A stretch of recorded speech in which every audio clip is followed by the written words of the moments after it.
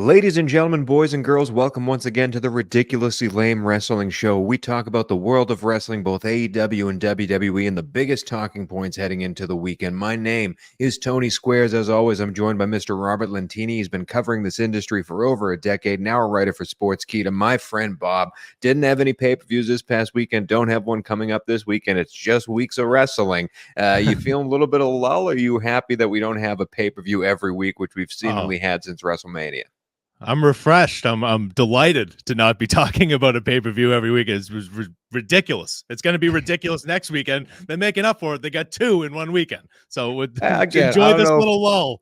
I don't know if we can count these Saudi Arabia pay-per-views as a pay-per-view, a premium live event, whatever you want to call it, but that's just me. But this is going to be fun. We're talking about a lot of subjects heading up to all these pay-per-views, the biggest things in wrestling with our card of the week. We end the show every week with the gimmicks of the week, little things that we just found funny or insightful, and then end, of course, with the headlines of the week. But let's jump right into the card, my friend, with the curtain jerker. Can't wait for this one. It's the opening match of our show, and this one is in WWE, where your boy Solo Sikoa, leader of the Bloodline, took many steps forward in that role, and you have some thoughts about it. What happened with Solo? Well, I thought this past Friday's episode of SmackDown was very interesting just because of one backstage segment with Paul Heyman. Solo Sikoa has just named himself the leader of the Bloodline. He hasn't informed why that's the case. He's just been calling all the shots. Tamatanga, Tongaloa, if I screwed those names up, whatever. They're now in the Bloodline. Jimmy Uso's kicked out. But Solo Sikoa is just let this power go to his head, because we have not seen Roman Reigns since he lost to Cody Rhodes at night 2 of WrestleMania. Well, we got a little bit of a glimpse, some storyline development here on SmackDown. Solo Sikoa approaches Paul Heyman backstage. Just right out of the gate, Paul Heyman is a national treasure. He just looks like he's gonna crap his pants at all times when Roman Reigns is not around. He's just constantly just shaking, and oh my god, it's just perfect. I wish he was doing the thing that he did last year when Reigns wasn't around. He stopped dyeing his hair and just let it go completely gray, ghostly. I hope he does that again. But Solo Sikoa said to Paul Heyman today that he talked to Roman Reigns. Paul Heyman has not talked to Roman Reigns since WrestleMania. Solo Sikoa told Paul Heyman backstage that he has talked to Roman Reigns and has informed Sikoa that he is now the leader of the Bloodline until he returns. I think that's an obvious lie, but I loved what Solo said. The way he said it, he was just very like, "You're trying to take money off my table, Paul?" It was his best promo so far in WWE. And I just want to read something here from former WWE star Matt Morgan. He was a politician now. He's got a podcast, whatever.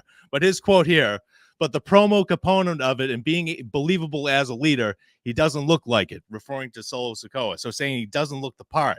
I would agree up until this past Friday SmackDown. He's got that ridiculous rooster haircut. He doesn't look like an imposing figure. He's got motorcycle gloves. But that one promo, the delivery with Paul Heyman, and probably most of the credit goes to Paul Heyman for selling it like his life was in danger. I just thought that went a long way for this. However long Roman Reigns is going to be out, Solo Sikoa is the leader of the Bloodline, and I thought that promo went a long way to selling it to me. What about you? Do you buy Solo Sikoa at all? You don't believe in him at all? What are your thoughts on him as the temporary leader of the Bloodline? Well, I'm happy that this man is getting this spot to show what he can do, because it's rare to have a guy. Yes, they've been building Solo as a beast for a while, but it's rare to give a guy this type of a role in WWE without having the prior experience at doing so, because the Bloodline is still one of the number one faction storylines in WWE, and now Solo is the number one story, the number one man in that storyline. And to me, this promo in particular, again, you say it's his best work. I'll take your word for it, but I did not technically buy it that he was the overarching villain in this arc. There has been stories, and again, these are dirt sheet stories. You don't know the validity of them, but there's been stories that they have not debuted Jacob Fatu yet in this Bloodline because they are worried that he will outshine Solo Sikoa in both promo and wrestling, and people would want him to be the leader of the Bloodline and to face Roman Reigns again. I don't know if that's true. I do know Jacob Fatu is an amazing, amazing performer, so I can't wait to see him there. I am happy for Solo, the person, to get this role and to get this opportunity. Me personally, if Solo faces Roman Reigns in some type of bloodline off, I'm not going to be too interested in it because I don't Wow. believe that Solo could stand up next to Roman Reigns at this point in their career. And I know that's the point. Like Roman's going to come back and be, he's going to be maybe a baby face and maybe have the odds stacked against him and all that stuff and have to re-get the Usos on his side. We know what the storyline's going to eventually evolve into. But at this point, I don't see Solo Sikoa as that big of an obstacle for Roman Reigns, and I need to for this storyline to sell me. But maybe I'm off on that, Bob. Well, I thought, I think they did a disservice to Sikoa after defeating John Cena, just handed him 9,800 losses in a row. That did a lot of damage. I don't know why they did that. If they're going to have him be the leader of the bloodline in the storyline, make him look strong after defeating John Cena to walk right into this role. So you expect it. Like, oh, that makes sense. That dude beat John Cena, has been kicking everybody's ass for months. Of course, he's the new leader of the bloodline. They dropped the ball there. But I just mean from a personal standpoint, I didn't believe in Solo Sikoa at all until that promo. And I saw that he can actually talk like a human. That was a big step for me because I didn't know he could do that. So I will give him a chance. It's more. I don't think it has worked yet, but I haven't written it off. I will give it a chance to see what they do next week. Definitely giving him a chance. Definitely happy to see him explore what the world is here. But so far, I'm not into it myself. But again, time will tell. We don't know when Roman will come back. He's getting the "We Want Roman" chance. Yeah. It's exciting to see.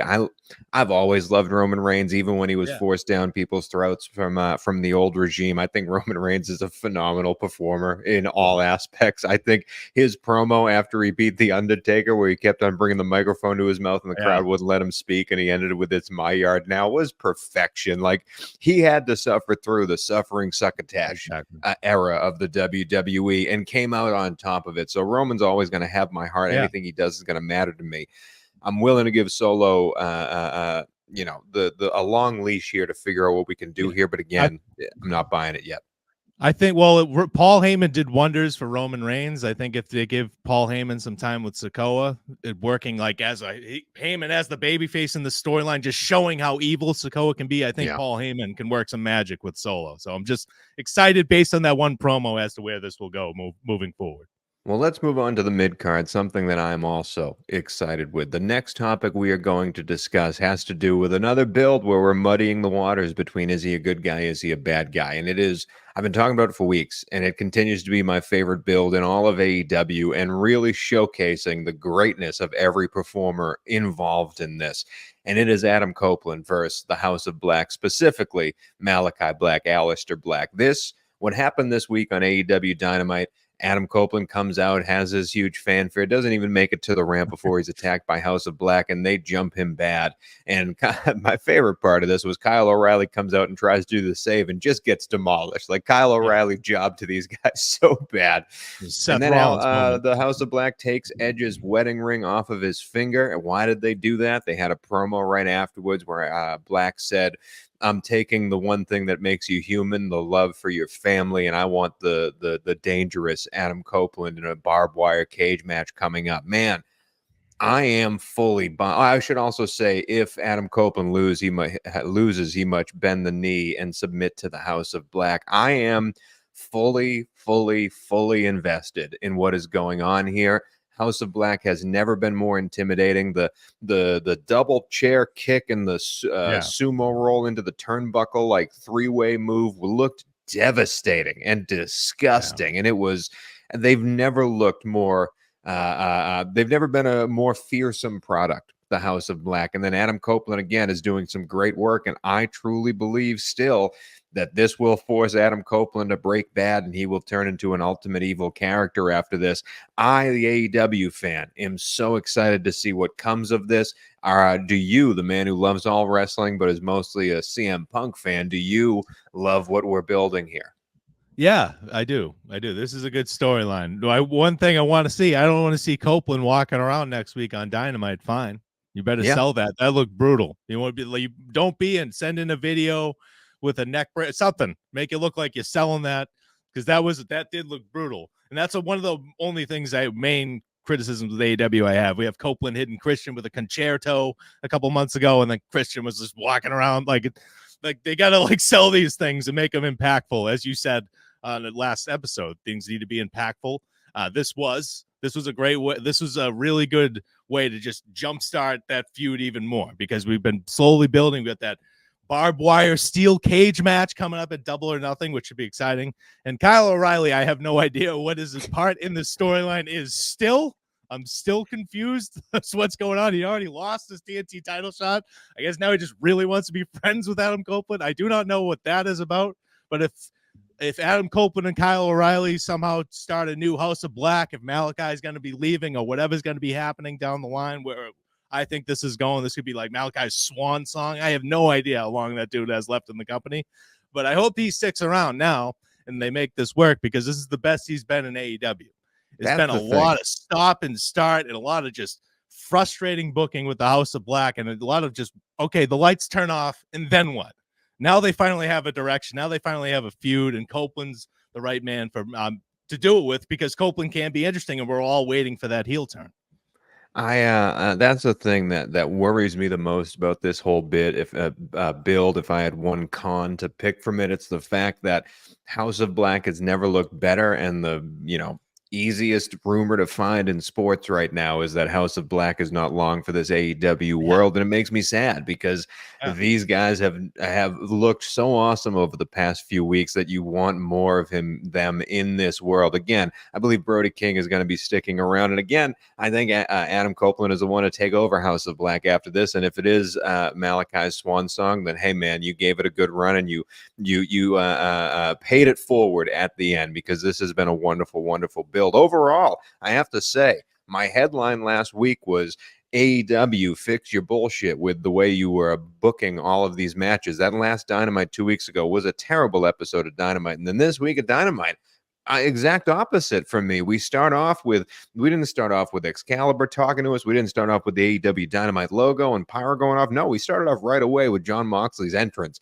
He starts getting beaten up. Daniel Bryan comes in for the save, and we have a tag team match that was an awesome tag team match through 4 dudes that are amazing in the ring. Kyle Fletcher, I can't say enough good things about.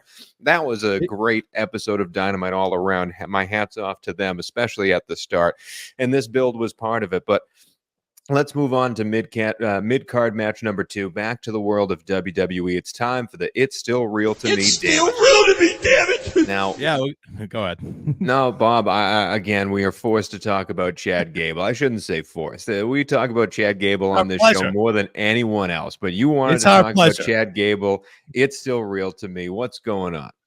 Well, I've had a love-hate relationship with the storyline for months now, and I'm seeing it through. And I'm seeing the vision, and I am in love with the storyline again. And I love what they're doing with Chad Gable. He's not the best promo. He's never going to be the best promo. But when he's that nasally douchebag heel that they're really tapping into right now, I really enjoy it. And what happened on this Monday's episode of Raw, Otis and Chad Gable are a tag team in the Alpha Academy. Nobody cares about Otis and Chad Gable. Nobody's cared about Otis since he won that Money in the Bank contract. No, that was a good way to put it. That was a good way to put it. It was a Money in the Blank, because that was a useless run.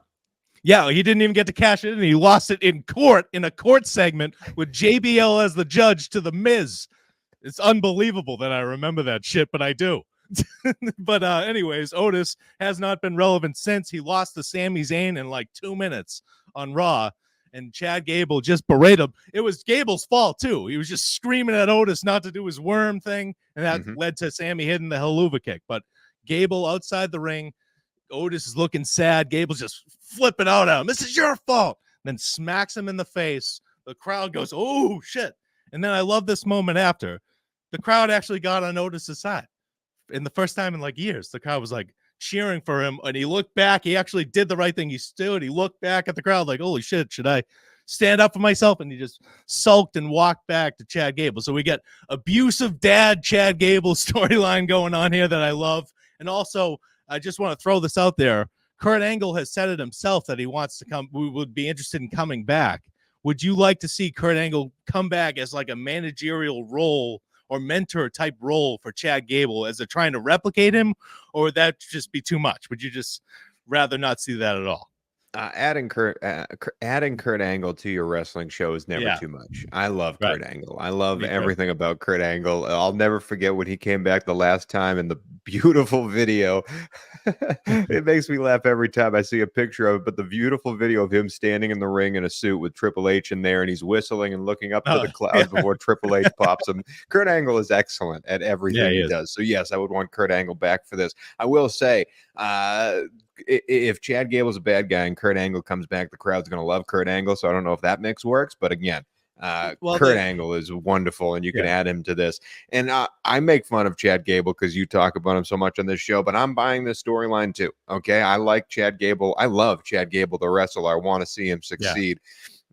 I think to me he's more of a natural baby face because of his stature. But again, this run of him being the a-hole in the group makes sense to me, man. And I've really been enjoying it, and I want to see it continue. What do you think the end game is here, though? Well, I don't think they're going to give Chad Gable the belt at King of the Ring in that triple threat, but I think maybe, I don't know. I have no idea. I think they need to just, I don't know. I would like to see him kick out everybody from that group and just be on his own eventually as a monster heel, but I don't think they're going to go that way. Or I would prefer to see Kurt Angle as his manager, like mentor, and getting him to finally be a singles champion. He's never won a singles title in WWE. He's like 39. He's one of those guys. He's one of those guys that just has always been in the mid card. You've always appreciated him. I would just love to see him get a moment. That's how I would end it. I would have given him a WrestleMania moment. At WrestleMania this year, they just went in a total different direction. So if it ends with him getting a moment, I don't care where it is. Just give it to him. I think he deserves it. Just get him a moment. Get him a moment. Let's move on to the final mid-card match of the day. Speaking of moments, this is all about what we're seeing on the road to AEW Double or Nothing, and we're starting with the champion Swerve Strickland, who had a great match against Brian Cage. Brian Cage, hell of a performer, man. Anytime he's in a singles match, I remember his singles match with Hangman Page back in the COVID days. Like, the guy is an awesome wrestler, and Swerve and him put on a great show, but the story happened after the match was finished when Nick Wayne comes in with a low blow after Christian comes out to distract Swerve Strickland, and then they hit him over the head with a framed picture of his family, which drew some really gnarly blood out of Swerve Strickland. He was leaking pretty bad, and then Christian comes up and wipes the picture on Swerve's face to get the blood all over the family picture. Man, I am pumped to see this match. I think Christian is doing excellent work. I am pumped to see Swerve defend his belt here, and he should win. We'll talk about our predictions for the pay-per-view next week. But man, are you buying this build of Christian versus Swerve? Yeah, I wasn't initially because I was getting a little bored of just seeing Christian Cage decimated every week. He won the title and he was just getting the crap kicked out of him every week. It kind of happened again, but it was a little better this time. Yeah, this was what this match needed to me. It needed some realism, needed some just brutalness. Although I don't have another way to put it, just something to get me hooked. It needed a hook because they knew Christian Cage isn't going to win. But this gave it to me, and I haven't. Swerve Strickland, since he won the title, has been a little bit boring to me just because he's just been getting demolished every week. But this at least was interesting. This is leading up to that match at Double or Nothing where I know Swerve Strickland's going to win, but this gives me a little bit of doubt, gives me a little something to care about the match, at least on a personal level. The thing that worries me about Swerve winning is, as we saw, Nana isn't there anymore. I don't know if he's written off from the attack from before, but Swerve's losing this numbers game pretty bad. And I'm interested to see how that plays out into the pay-per-view because guys like Nick Wayne and Luchasaurus or Kill Switch, whatever his name is now, they're going to interfere in this match in some capacity. Christian is going to do those shit heel things that he's so great at doing. So how does Swerve overcome all that? Maybe someone comes to his rescue that we haven't seen in a while. I'm excited to see it. I'm buying this. And you were talking about you needed a hook for this. Let's talk about Hook and the Learning Tree. Chris Jericho again coming out to just swaths of booze and smiling all the way through it. I again talked about my Maharaja moment of the week last week. I was loving the Learning Tree. I still am, man. Even Big Bill is doing the Buddy Jesus thumbs up to the crowd, big smiles. I'm really loving it. Are you buying the Hook versus Jericho? I mean, we assume it's going to be Hook versus Jericho for the FTW title at AEW Double or Nothing. Hook is fighting in some type of qualification match next week for that. He's going to win that match. It's going to be Hook versus Jericho. Are you buying this build at all, or are you still get rid of Jericho? I think it's a Hook versus Big Bill on Collision. I think that's what the match is this Saturday. I don't love the feud between Hook versus Chris Jericho because I feel bad for Hook, because even with this Learning Tree gimmick, like, what does Hook really get out of it other than the FT title back if he wins it, which I don't give a shit about that title. I don't know what that title is.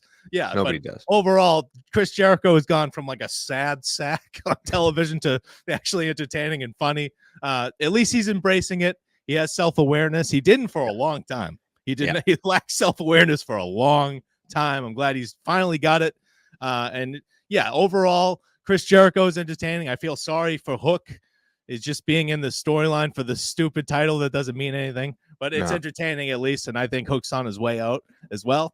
But that's my opinion on it. We'll see. But Hook doesn't need that FEW title back. He needs someone who can teach him how to cut a promo. So maybe being with Jericho isn't the worst thing after all.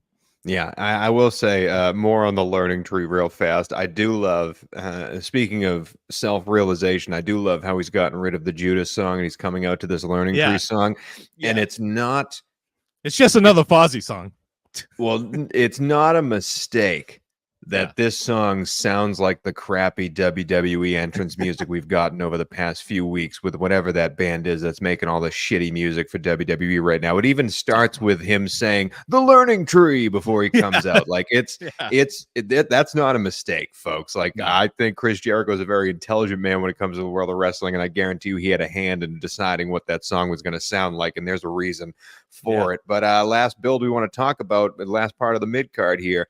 I think another fantastic moment we had to a build that we have not liked since she debuted at AEW. Willow Nightingale put Mercedes Moné through a table. And Willow Nightingale, you've been a huge fan of for a long time. She's been slow to grow on me. I thought this was an amazing moment for her, especially with that microphone at that table before she signed the part of the contract there. She was excellent in this role, and I am now rooting for her to win. I thought Mercedes Moné was an automatic win. I'm now rooting for Willow Nightingale. She has won me over. What did you think about this moment? Well, this is what we've talked about with Adam Copeland, too. Mercedes Moné, to me, Sasha Banks, whatever you want to call it, will always be a natural heel. You can do whatever you want.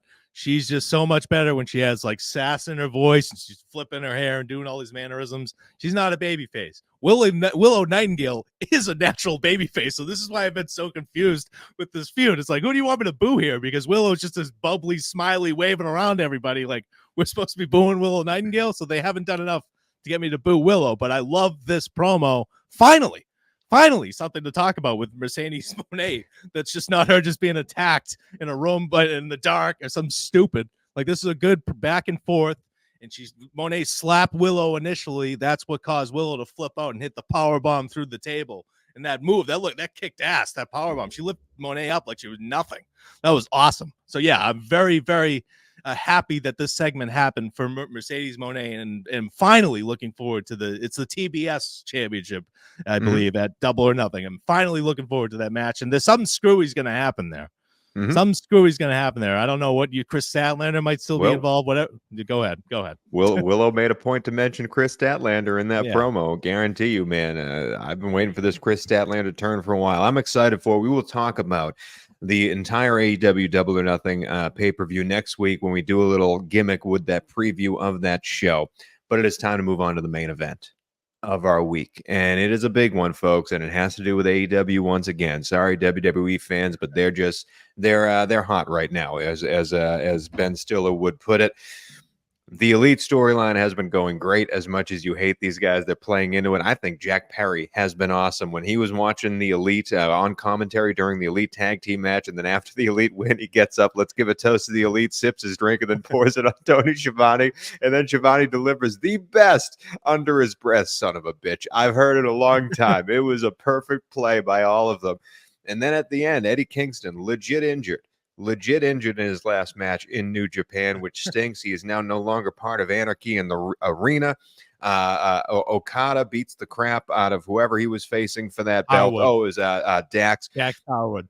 Yeah, beats the crap out of him in a really fun match, and then they start. The Elite comes out with Jack Perry and starts beating up everybody. Daniel Bryan can't help. Cash Wheeler can't help. Everybody's getting beaten up, but then the fourth man enters the building. And it was a surprise to this guy. It got me because all we've heard over the past few weeks is how many injuries Darby Allin has sustained while out of the ring. He got hit by a bus 3 weeks ago, and that's not hit by a moving bus.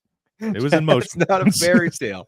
A bus hit that man, and he is back in the weirdest looking purple jacket you've ever seen. But Darby Allin is the fourth man. Bob, are you excited for this? I mean, Jesus Christ. Yeah, I guess so. I mean, it was great to see. I mean, I don't know how to react to this because last week I ranted about Bryan Danielson being in this match. I said, I bet my left leg he's going to get injured. I bet my right leg that Darby Allin's going to get injured in this match again. I can't believe they have 4 million people on that roster. There's nobody else they could put in that spot than Bryan Danielson and Darby Allin. Darby Allin, it wasn't an injury. He got hit by a bus. That's his own words. I got hit by a bus. A moving bus smashed into this man, and now he's going to be an anarchy in the arena. But the crowd loved it. I want to just talk about I think he said after the match, too, that he's still hurt, which is why are you back? But anyway, just overall, I'm entertained and excited for this match. I just can't. I'm stumbling all over myself here. I can't believe Darby Allin's back already. I thought he was going to be gone for months. We can't climb Mount Everest. Now he's going to be in anarchy in the arena match, which he's going to get injured and he's going to jump off a ladder or something. You know, he's planning something crazy. Scared. Yeah, I'm scared. Petrified. I want to see this guy wrestle in his 30s and 35 and 40, have a nice career. This guy just can't stop himself for 2 months. Just take 2 months off, please. I'm begging you. I will say it was also not a mistake that in this brawl, who did Darby end up going into the corner with and taking on? It was Jungle Boy Jack Perry, because we still have, I know we're not seeing a lot of Sammy, and I know MJF has been injured. We still have those 4 pillars, and they are still 4 guys that AEW has built and created on their own. Not on their own, but those personas have been built in AEW and not in WWE. And I really enjoyed seeing Darby and Jack Perry face off. And I do hope those are the 2 that face off in the match. I hope that the match is sort of centered around those 2, because I think that matters in the lore of AEW. But I'm right there with you, man. Just be okay, Darby. Be okay after this, man. Jesus Christ, please. And what's going? I just a little side tangent here. Like, Dax Howard, I don't understand. Like, FTR to me has been overbooked at this point. I'm tired of seeing Dax Howard lose singles matches, even though that match against Okada was great. I knew he was going to lose. And just before I forget, after the show went off the air, Dax Howard asked the crowd to give a round of applause for Cash Wheeler getting the charges dropped, and they didn't really respond. Like, he's a little bit of an interesting fella, that man. I like Dax Howard and FTR, but just the judgment to ask the crowd, hey, my buddy didn't, he drove up and pulled a gun on somebody in the middle of the highway. He's not going to have any repercussions for it. Let's give him a round of applause. I do love how Cash took the mic and said, not guilty, when, we didn't prove that you were not guilty. They just dismissed the case for whatever reason. But hey, they're clear of all charges, clear to travel. Good for them. I love FTR in the ring. I want them to succeed. But that's it for the main event. Let's move on to the gimmicks of the week. This is the part of the show where we talk about rapid fire, little things that happened, didn't deserve a 5-minute segment, so let's just rifle right through them. We're starting off with, let's go to the worst moment of the week, which is a new gimmick, I believe. Bob debuted this one. We want to label something the worst moment of the week. Bob, what was so bad that it honors this title? Well, we debuted the best match of the week of the year last week, and I wanted to have a counter to that. So we got to have some worst moments. There's a lot of wrestling. Not all of it is great. And we saw that this past Monday night on Raw with Becky Lynch and Liv Morgan in a backstage segment. Becky Lynch confronts Morgan and delivers a Looney Tunes punch to her face. Something I never, his coins should have bounced out of Liv Morgan's head. It was the worst punch I've ever seen in professional wrestling, and I'm not being hyperbolic here. Just I'll put it up on the screen, watch it again. We'll roll it a few times. It's unbelievable. So congratulations to Becky Lynch, one of the greatest female wrestlers of all time. But this week, you are the worst moment of the week.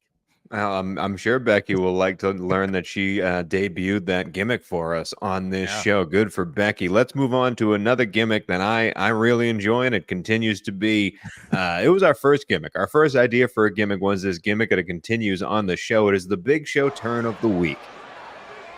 And I can't remember, but I believe she won this last week. It's Serena Deeb. And because Toni Storm came out and wrestled Harley Cameron, they had a fun match. And then Serena Deeb tried to interrupt and wave a flag and got Toni Storm in trouble during the match. Serena Deeb turning heel once again. Toni Storm now a babyface. Toni Storm delivers the best line of the night. The best line of the night.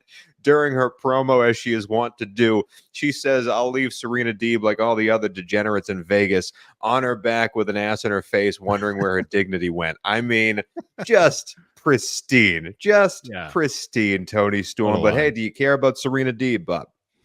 No, but but I do care about Tony Storm, and Serena Deeb's a great wrestler. It's nothing personal. It's just this rivalry hasn't worked for me. But overall, yeah, whatever. She wins the Big Show turn of the week, and Tony Storm's going to retain her title at Double or Nothing. We all know it. Let's move on to the jobber of the week, and this goes to whoever faced Hook. I already forgot his name. Who faced Hook? Sebastian Wolf, the great Sebastian Wolf, was in singles action against Hook this week, a match that lasted 2 minutes and nobody cared about, but Hook got the win, and congratulations to Sebastian Wolf. Bob, I'd be surprised if from bell to bell that was 2 minutes, man. That was one of the shortest jobber matches we've had in a while, and good for you, man. Jobber of the week goes out to you, and our final gimmick is the social media superstar of the week, and this is a throwback, Bob. What happened here? Well, Sami Zayn and Johnny Knoxville had a match at WrestleMania a couple years back, if you remember, and I was not interested in the match at all, but it wound up being wildly entertaining. Sami Zayn was on Netflix as a joke this week. He was doing a stand-up comedy set. Johnny Knoxville showed up in disguise with Wee Man. They beat the shit out of him again on L.A., and I don't know if it was at the Improv, wherever it was, but Johnny Knoxville went on social media, Sami Zayn's account again, on Instagram, just ripping him for having a hairy back. I hate you as much as you hate going to the gym. Just constant shots at Sami Zayn. So I wonder if they're going to reignite this rivalry at WrestleMania again. I don't know when they're going to do this, but also a special shout out to Ric Flair. I want to mention him in this social superstar of the week. He went off on Donovan Mitchell, all caps. Donovan Mitchell, star of the Cleveland Cavaliers, did not suit up for Game 5. The Cavaliers are going home. Celtics sent him home.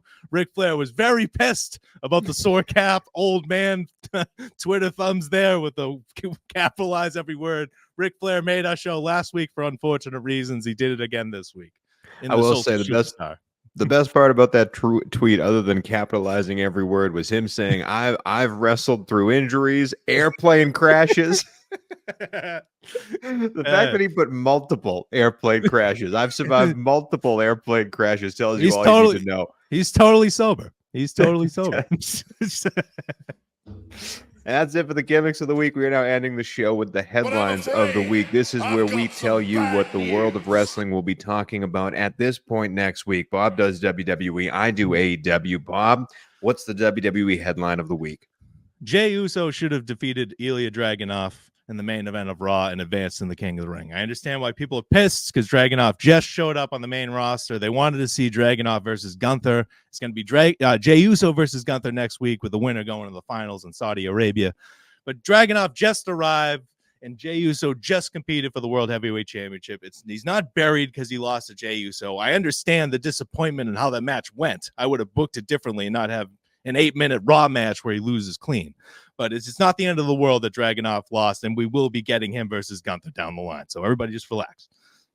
Everybody just relax. I'm right there with you on that thinking. I thought it would be Dragunov versus Gunther, and I believe they made the right decision here. And again, Jey Uso was a late replacement for Drew McIntyre in this role. So I'm interested to see if plans change once that happened, or if this was always part of the whole deal. So interested to see how that goes on moving forward. My AEW headline of the week is next week we see why Swerve Strickland is the AEW World Champion. Again, big storyline here. He got attacked by Christian and his cronies, and Swerve needs some help. I think we come out and see Christian might end up standing tall at the end of Dynamite again as we look right into the pay-per-view, but I do believe that we're going to come out and see what Swerve has to bring to the table here, because he's being looked at like right now as if he's the less than in this feud. There's too many odds stacked against him. So we're going to see him come back a little bit here, and I'm ready for the official beginning of the Swerve Strickland Championship era. I'm excited for it, and I can't wait for it. But we will talk about AEW Double or Nothing next week. We will talk about King, Queen of the Ring, I guess, for me next week. I have no excitement for that, but we will talk about both of those pay-per-views next week. We will break them down in the only way we know how. But before we leave, we always have to check in with This Week in Ryback.